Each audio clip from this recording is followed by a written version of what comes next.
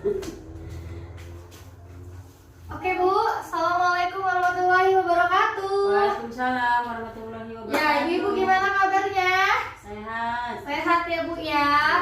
Oke, seperti biasa ya, kita kembali ke rutinitas kewajiban kita, yaitu P2K2 ya Bu ya.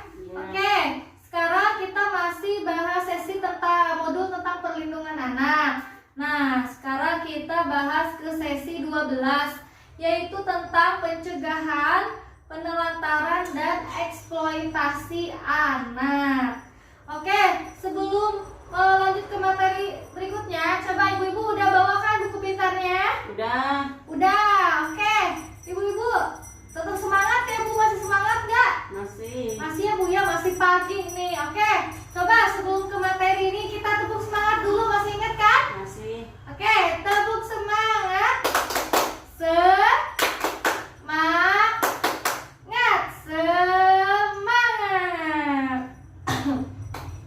Oke Bu, sekarang kita sebelum ke pertemuan berikutnya, saya mau mereview dulu nih pertemuan sebelumnya yang bulan kemarin. Masih ingat gak Bu? Masih. Oke, yang sesi 11 ya Bu ya, tentang kekerasan dan perlakuan buruk pada anak. Coba Bu Caci, apa saja yang diingat ke sesi sebelumnya, sesi 11?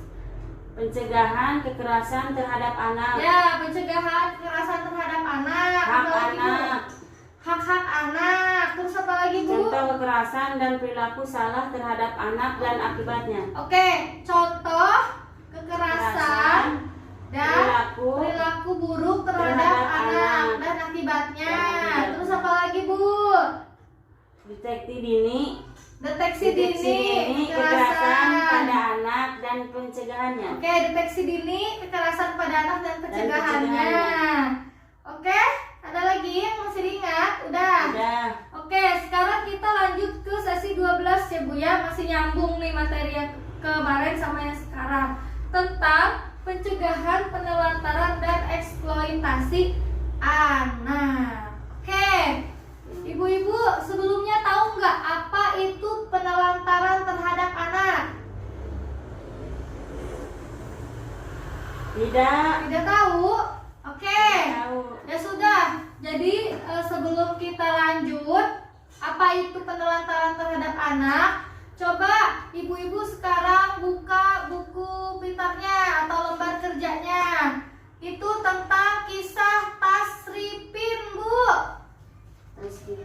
Oke, udah ketemu belum kisah Tasripin, Bu? Udah. Ada. Kisah Tasripin, bocah 12 tahun yang harus menghidupi ketiga adiknya ya. Coba saya minta Bu Caci bisa nggak tolong dibacakan kisah Tasripin? Bisa. Jika di sebuah dusun di Jakarta, di sebuah dusun di desa Gunung Luhur, Kecamatan Cilengkong, Banyumas, Jawa Tengah, Ya. Tasripin 12 tahun harus mencari nafkah untuk menghidupi ketiga adiknya. Dani 9 tahun, Rianti 7 tahun, dan Daryanto 5 tahun. Terus, Bu, Ayah mereka pergi bekerja di Kalimantan bersama kakak tertuanya. Sementara ibunya meninggal akibat tertimbun longsor saat sedang mencari pasir 1 tahun lalu. Oke, ibu-ibu yang lain coba dicermati ya. Ketiga adiknya kini sangat mengandalkan Tasripin yang setiap hari harus bekerja di sawah dengan mencangkul, membersihkan sisa-sisa padi, serta menanam padi bersama warga desa pada saat masa tanam. Terus apa lagi Bu? Hampir setiap hari Tasripin mesti pergi ke sawah untuk mencari uang demi menghidupi ketiga adiknya. Kalau berangkat ke sawah jam 7 pagi dan pulang jam 12 siang. Kadang sehari dapat 30-40 sehari. Itu beli beras dan sayur. Sisanya untuk jajan adik. Jelas bocah yang telah putus sekolah itu. Pagi sebelum dia berangkat ke sawah, Tasripin harus memasak nasi dan sayur untuk adik-adiknya. Selain memasak, dia juga harus mencuci pakaian, menyapu, serta memandikan adik-adiknya. Ya. Tapi bukan hanya sekedar memandikan dan membersihkan makan untuk adik-adiknya. Dia pun bertanggung jawab terhadap hak anak adik-adiknya dengan menjaga adik-adiknya sholat dan mengaji di musola depan rumah. Oke Bu, terima kasih ya Bu Caci ya sudah membacakan kisah Tasripin, anak 12 tahun yang sudah ditinggal pergi oleh ayahnya ya, dan Tasripin pun harus menghidupi ketiga adiknya. Oke Bu, tadi kan sudah Ibu baca ya. Ya. Coba saya kasih pertanyaan ya.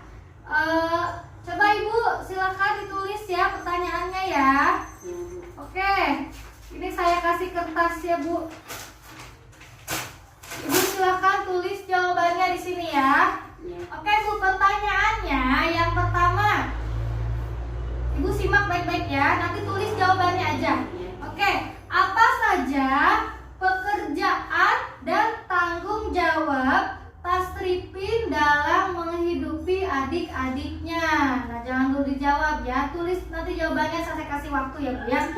Oke, pertanyaan yang kedua, apakah yang dilakukan tersebut layak dilakukan oleh anak seusia Tasripin? Nah, pertanyaan yang ketiga, apa yang seharusnya dilakukan oleh ayah atau kerabat terhadap Tasripin dan adik-adiknya? Pertanyaannya ada 3, cukup jelas ya Bu? Ya. Oke, sekarang coba saya kasih waktu 5 menit untuk menjawab ya Bu ya, yang tadi mengenai kisah Tasripin. Silakan ya Bu dijawab. Oke ya Bu, sudah jawab? Ya. Oke, coba pertanyaan pertama. Coba saya tanya ya. Apa saja pekerjaan dan tanggung jawab Tasripin dalam menghidupi adik-adiknya? Coba apa saja Bu Caci? Pertanyaan pertama jawab. Tasripin bekerja di sawah, mencangkul, membersihkan sisa-sisa padi, dan menanam padi. Oke, Tasripin bekerja di sawah, mencangkul, menanam padi, dan membersihkan sisa-sisa padi. Terus apa lagi Bu? Tasripin juga memasak nasi untuk adik-adiknya, mencuci pakaian, menyapu, dan memandikan adiknya. Terus Tasripin juga di sini selain tadi bekerja di sawah, Tasripin juga bertanggung jawab ya Bu ya. Nah itu mencuci pakaian, terus kemudian memasak nasi, sayur dan lauk pauk, kemudian memandikan adik-adiknya juga ya Bu ya, ketiga-tiganya. Terus ada lagi nggak Bu?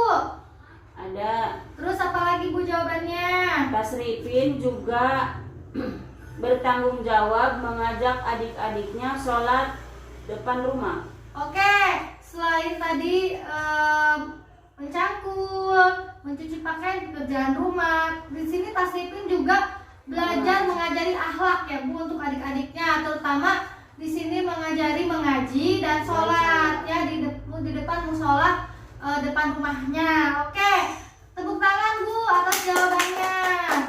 Oke, sekarang pertanyaan yang kedua ya. Apakah yang dilakukan tersebut layak dilakukan oleh anak usia Tasripin? Layak nggak Bu kira-kira?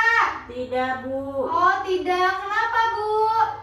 Anak seusia itu harusnya bermain, sekolah, dan mengaji, bukan malah bekerja. Oke Bu, jadi anak seusia Tasripin, tadi kan Tasripin usianya 12 tahun ya Bu ya. Nah, harusnya kan anak seusia itu mempunyai hak untuk bermain ya Bu ya, sekolah, terus apa lagi Bu? Mengaji dan lain-lain ya, bukan malah bekerja ya Bu ya. Terus pertanyaan yang ketiga ya Bu, apa yang seharusnya dilakukan oleh ayah atau kerabat terhadap Tasripin dan adik-adiknya? Apa Bu? Bertanggung jawab Bu. Bertanggung jawab dalam hal apa, Bu? Dalam memenuhi kebutuhan dasar anak, kasih sayang dan perhatian terhadap anak. Oke, bertanggung jawab ya Bu ya dalam memenuhi berbagai macam kewajiban ya. Iya. Misalnya kebutuhan dasar anak, sandang, pangan, papan, kemudian kasih sayang dan perhatian terhadap anak. Oke, alhamdulillah ya di sini ibu-ibu sudah benar-benar tahu apa itu arti penelantaran.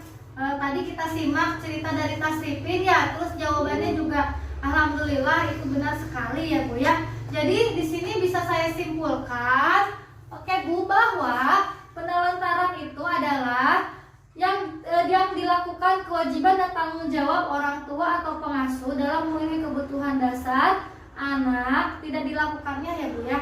Nah, baik fisik, psikis, rohani maupun sosial. Nah, di dalam cerita itu Tasripin termasuk dalam anak terlantar ya Bu ya. Nah, anak terlantar itu di sini adalah anak yang karena suatu sebab orang tuanya melalaikan kewajiban sehingga kebutuhan anak tidak dapat terpenuhi dengan wajar baik secara rohani, jasmani maupun sosial.